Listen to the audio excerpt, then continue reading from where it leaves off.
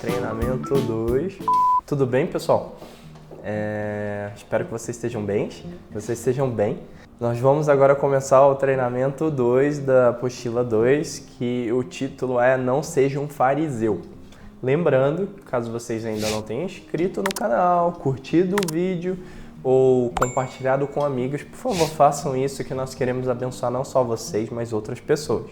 Aqui embaixo vai aparecer um número do WhatsApp que vai ficar disposto para que vocês mandem o nome de vocês, o ano de nascimento, por exemplo, a nossa turma 2009, exemplo, Júlia, 2009, e coloquem uma frase que chamar mais atenção ou um versículo que simbolizar o nosso estudo do treinamento 2. Não seja um fariseu.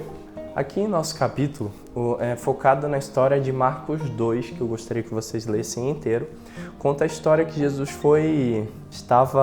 tinha entrado em Cafarnaum e o povo ouviu que ele estava em casa, estava dentro de uma casa. Por conta disso, Jesus já tinha uma certa fama na região e ele atraiu várias pessoas que resolveram se aproximar para ouvir a palavra que ele dizia, que era uma palavra, ele dizia de uma maneira muito diferente do habitual que eles ouviam, que o povo de Israel ouvia dos fariseus. Quem eram os fariseus? Primeiro eu gostaria que vocês pesquisassem, pode ser no dicionário, ou perguntar para o pai, para a mãe, perguntar o que é fariseu. Quem eram os fariseus nos tempos de Jesus?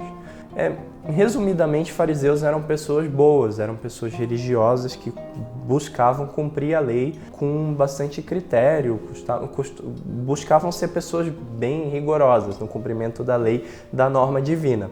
Os fariseus, eles costumavam pregar a palavra para o povo de Israel, mas eles não tinham a mesma assimilação que Jesus, eles não tinham a mesma forma de falar que Jesus tinha, porque Jesus vivia aquilo que ele pregava e ao mesmo tempo ele era filho de Deus, né? Então era evidente que ao falar da palavra ele falava com propriedade, como sendo Deus também em forma de filho, de pessoa humana, ele falava como palavra própria, ele pregava a palavra de Deus como se fosse algo dele mesmo. Porque era dele, né? Então, quando ele estava pregando, juntava muita gente e nisso, alguns homens levaram um paralítico para ele, que era uma pessoa que estava enferma ali.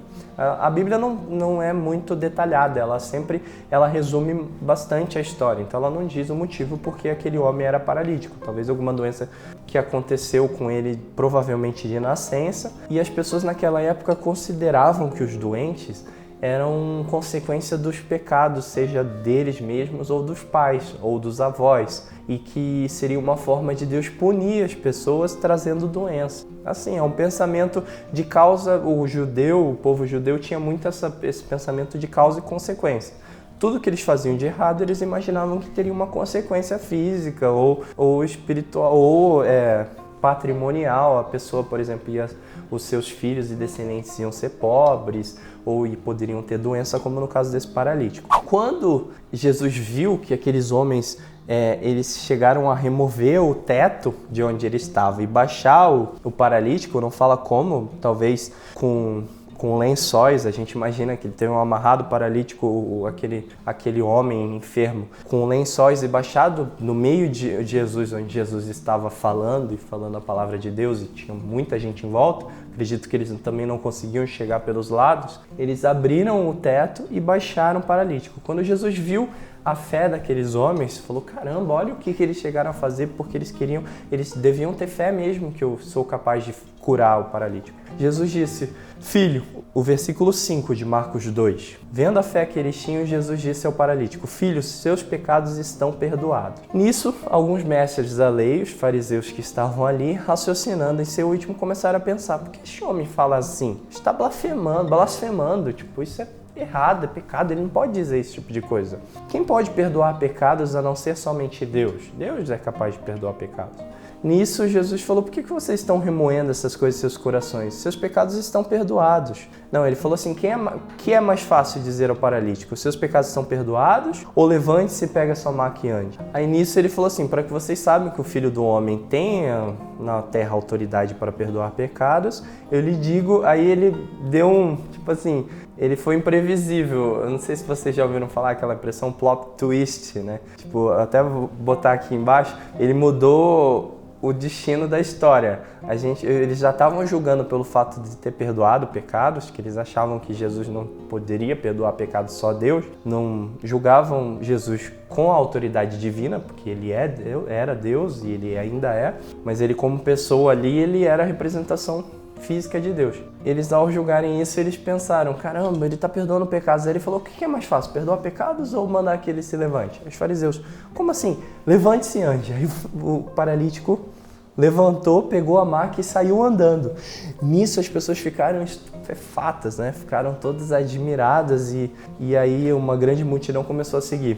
Nossa reflexão sobre o tema, sobre essa história, é que existem tipos de pessoas diferentes nessa história.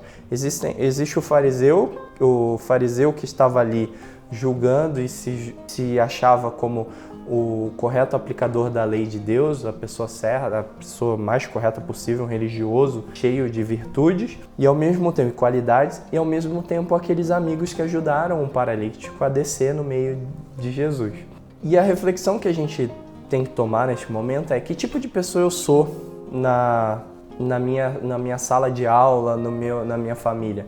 Eu sou aquele que julga e que se julga melhor que o outro, ou aquele que ajuda o amigo a superar a sua dificuldade e ser alcançado por Jesus ou pela vida divina. Quero contar só uma experiência para vocês, que quando eu era da idade de vocês, eu tinha um colega chamado Evandro, que ele era muito, muito bagunceiro, assim.